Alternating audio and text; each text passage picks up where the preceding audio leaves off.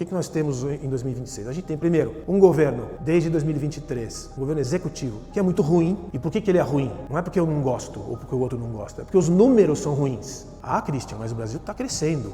Os números do crescimento são medíocres, não que os outros governos não tenham sido, mas de 2023 para cá os números do crescimento são medíocres. E são inflados com dívida de Estado, ou seja, o puxador de ferro está bombando com vitamina em cima de dívida.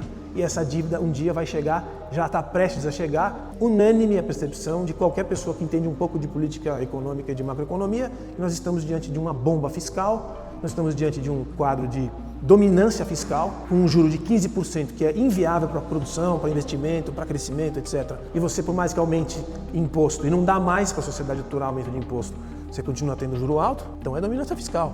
E o que o governo está fazendo é esperar chegar outubro. E que, independente do que vai acontecer, em janeiro de 27 a gente tem um problemão para resolver. No colo de quem assumir, seja o PT, na figura do presidente Lula, ou de quem assumir, e os remédios que serão dados serão diferentes.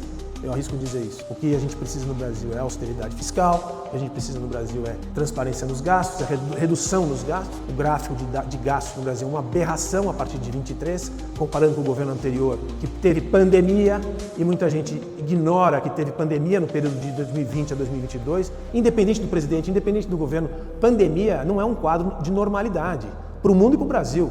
E nós entregamos como economia e como sociedade um quadro bem melhor em dezembro de 22 do que nós vamos entregar no final desse ano, sem pandemia. Então não vem comparar esse governo com o governo anterior do ponto de vista dos números. Então nós temos um problema fiscal profundo aí.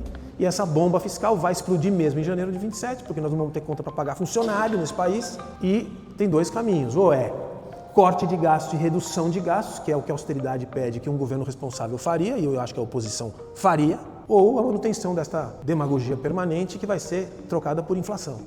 A gente corre o risco de 2027 começar a correr um ambiente que chegaria no extremo ao que a gente viveu em 92. Tem muita gente jovem aqui que não sabe o que foi a hiperinflação, não sabe o que é a inflação de 100% ao mês, mas a gente, os velhos, sabe já. E Deus me livre de viver isso, inclusive para a indústria, inclusive para a produção avícola, que é uma indústria viva, tem que controlar preço todo o tempo, controlar os fluxos. É muito difícil fazer isso com a inflação.